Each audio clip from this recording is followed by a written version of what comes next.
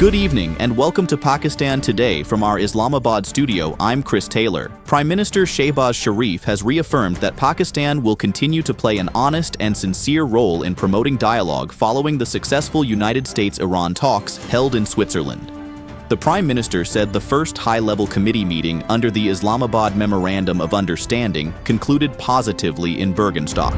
According to him, participants agreed on a roadmap aimed at reaching a final agreement within 60 days, alongside further technical discussions. Prime Minister Shehbaz appreciated the leadership of both the United States and Iran, thanked Qatar and Switzerland for their support, and paid tribute to Chief of Army Staff Field Marshal Asim Munir, Deputy Prime Minister Ishaq Dar, and Interior Minister Mohsen Naqvi for their contributions to the diplomatic effort. Deputy Prime Minister and Foreign Minister Ishaq Dar has also welcomed the progress achieved during the Switzerland talks. He congratulated Prime Minister Shehbaz Sharif and Field Marshal Asim Munir for what he described as a significant diplomatic achievement. Dar praised the constructive engagement of the United States and Iran and thanked Qatar for its mediation support. He added that Pakistan's foreign ministry team will continue technical-level discussions in Bergenstock throughout the week, underscoring Pakistan's commitment to regional peace and stability. Meanwhile, Iran's negotiating delegation has returned to Tehran after intensive high-level consultations in Switzerland. Iranian authorities described the discussions as strategic diplomatic negotiations conducted in a serious atmosphere. The delegation was led by Parliament Speaker Mohammad Bagher Ghalibaf. Separately, Lebanese President Joseph Aoun discussed efforts to maintain a ceasefire and prevent further Israeli military escalation during a telephone conversation with U.S. Vice President J.D. Vance. China has also called on Iran and the United States to maintain momentum in the peace process while expressing support for mediation efforts by Pakistan and Qatar. Turning now to regional diplomacy, Iranian President Masoud Pezeshkian is expected to arrive in Islamabad on Tuesday for a one-day visit. Diplomatic sources say he is likely to meet President Asif Ali Zardari, Prime Minister Shehbaz Sharif, and Chief of Army Staff Field Marshal Asim Munir. Regional developments and the recent Iran-US talks in Switzerland are expected to feature prominently in discussions.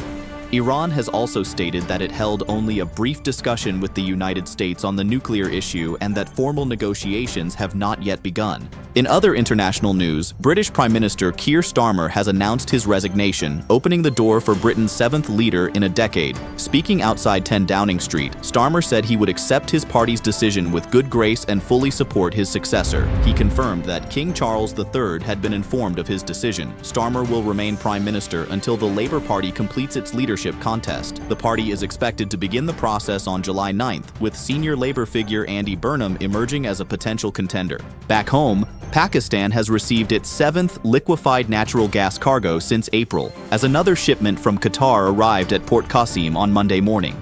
Maritime tracking data shows that the LNG carrier Emrak, sailing under the French flag, delivered approximately 170,000 cubic meters of gas under a long-term contract linked to Brent crude pricing. Officials say the latest delivery highlights Pakistan's ongoing efforts to secure energy supplies amid changing regional conditions. The shipments form part of continuing LNG import arrangements through terminals in Karachi as the country manages supply and demand following earlier market disruptions linked to instability in the Middle East. And finally, a high-level meeting on law and order during Muharram al-Haram has been held in Balochistan under the chairmanship of Chief Minister Sarfaraz Bugti.